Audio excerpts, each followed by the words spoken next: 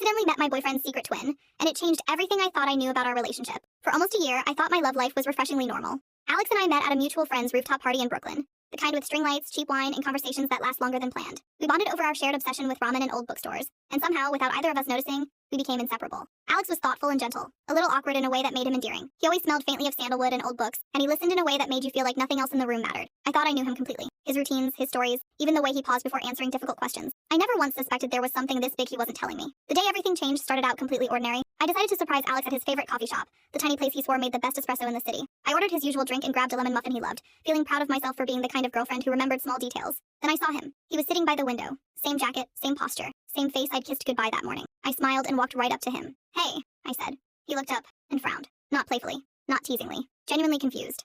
"Can I help you?" he asked. I laughed, assuming he was joking, but the laugh died in my throat when he didn't smile back. Instead, he introduced himself as Jamie and said he had no idea who I was. For a few seconds, I honestly thought I was having some kind of dissociative episode. I mumbled an apology, backed away, and practically ran out of the cafe. I stood on the sidewalk, heart racing, replaying every detail. He had Alex's face, Alex's voice, even Alex's mannerisms, but none of his familiarity. That night, I confronted Alex. At first, he looked confused, then uncomfortable, then defeated. He sat down, rubbed his hands together, and finally admitted the truth. He has an identical twin brother. His name is Jamie, and they hadn't spoken in years. Alex told me there'd been a massive fallout involving a family business, money, and a misunderstanding that spiraled until it turned into silence. He said it was the worst period of his life and that talking about Jamie felt like reopening a wound that never healed. When Jamie moved to the city recently, Alex panicked, afraid I'd meet him, afraid I'd ask questions, afraid I'd see sides of him he didn't want me to see. Over the next few weeks, I kept running into Jamie, at the grocery store, at the park, back at the coffee shop. It felt surreal, like the universe was daring me to ignore him.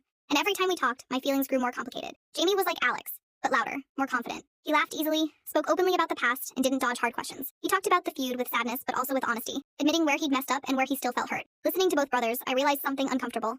They were just two people who'd hurt each other and didn't know how to be the first to admit it. That's when I made a decision that could have destroyed everything. I invited them both over for dinner. When Alex walked into my apartment and saw Jamie sitting on the couch, the air went completely still. For a moment, I was sure I'd made the biggest mistake of my life. Voices were raised, old arguments resurfaced, years of resentment spilled out in minutes. But then, something shifted. An old joke slipped out. Then another. Their anger softened into laughter. Real, unguarded laughter I'd never heard from Alex before. By the end of the night, nothing was magically fixed, but something was reopened. They agreed to talk again. Later, Alex admitted something that surprised me. Seeing me interact with Jamie made him realize how much of himself he'd been hiding. Not just from his brother, but from me. He thanked me for being brave enough to step into the mess instead of pretending it didn't exist. Our relationship changed after that. We became more honest, more vulnerable. Now, instead of avoiding each other, Alex and Jamie have weekly ramen nights. And I sit between them, watching two brothers slowly rebuild what they thought they'd lost.